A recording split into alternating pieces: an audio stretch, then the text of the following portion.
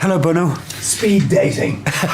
It's actually the best speed dating ever. It's all about the aftershave. But no, it's thank you for thank you for taking the time. Oh, come on. Stories of Surrender is an autobiographical documentary film, and what struck me is that it really looks like you. You know, it's a music show, but also a confession, somewhere between the TED Talk, the stand-up comedy, the film daughter. Ah. How did you come up with this idea? You sometimes just need a new medium to be yourself, to be...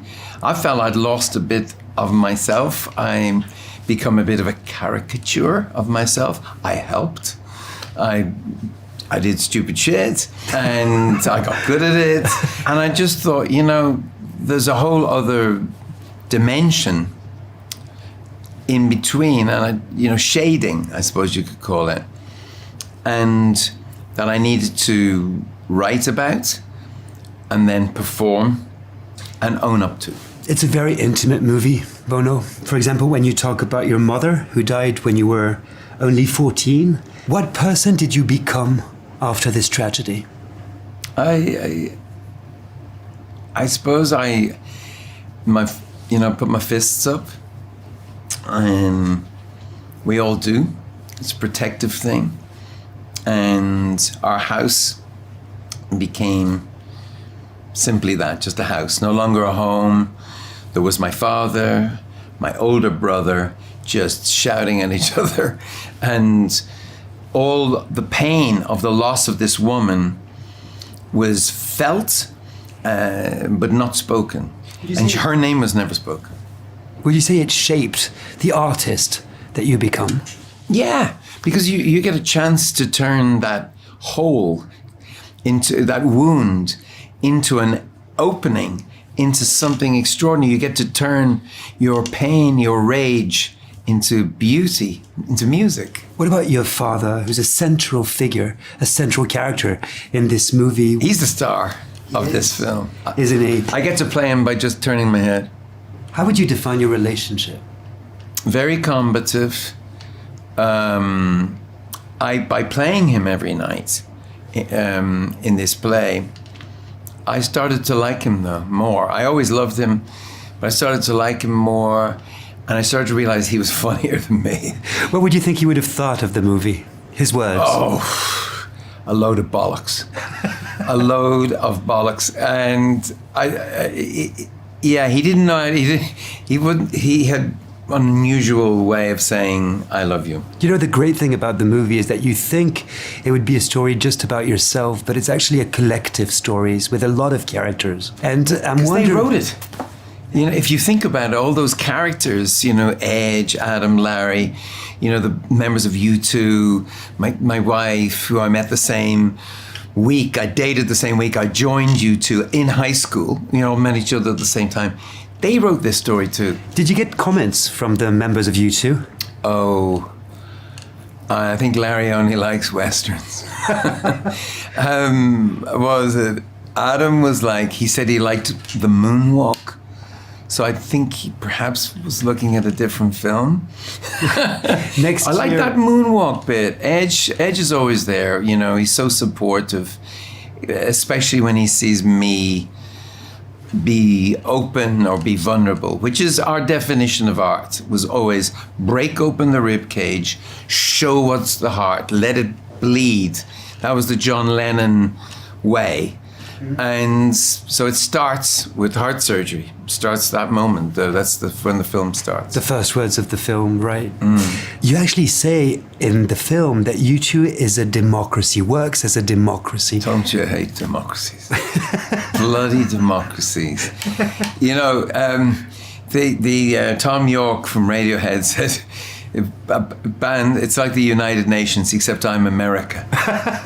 But U2 is an actual democracy. And so, you know, we all listen to each other, and then we do what Edge says.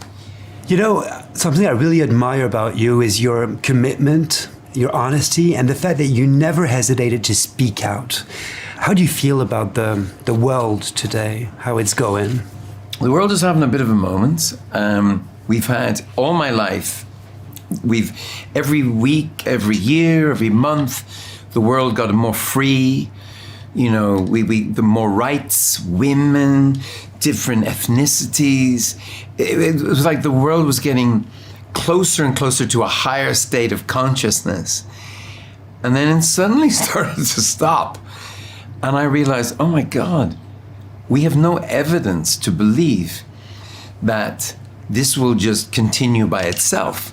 We have to make it happen. Dr. Martin Luther King said, the moral arc of history is long, but it bends toward justice. I say, we discovered it doesn't. It has to be bent. We have to bend it. We have to work together to keep these freedoms, like the Cannes Film Festival, where we can walk down the red carpet, you know, the way we want. What about our country, France? Because I know you live in France part of the year. Why did you choose France? Well, one of the reasons I fell in love with France was that France was in love with itself, meaning French people would sing to each other. As I would walk into, you know, the local newsagent here, and I would see them, they're speaking to each other, like singing. And I'm like, wow, I didn't speak very well, but I was like, wow. And then if this stranger walks in, they'd be like, hello. In Ireland, the opposite. In Ireland, the stranger walks in, hello, how are you? It's lovely to see you. And then your next door neighbor, yeah, what do you want? I mean, we're literally the opposite. I'm sure you speak a little bit of French. What is your favorite sentence or expression? L'année prochaine, je parle français parfaitement. Maintenant, c'est un grand problème, monsieur. Do you have a French idol, a French actor, a French singer that's probably watching you right now? Oh my, well, that's a really great question. I'm trying to think of my favorite French film, something that just grabbed me when I was a kid. Is it Betty Blue? Is that piano? Dun, dun, dun, dun. 37 le matin in French. Oh my Lord. So that changed me. But also, I had the pleasure, the great honor of spending some time with Johnny Hallyday, who's not, you know, just a movie star or a rock star. He's like he's like a figure from fiction. Yeah, I don't know if he existed really, and he came to me and he said, would you write me a song? I said, be a great honor. He said, would you write me a song? I have a blues album that's coming. And I said, yes. I said, I have a title right now. He said, what is that? I said, I Am the Blues. That's my moment with Johnny Hallyday, and I love his family, and it's just something about his way, you know? Thank you so much, Bono.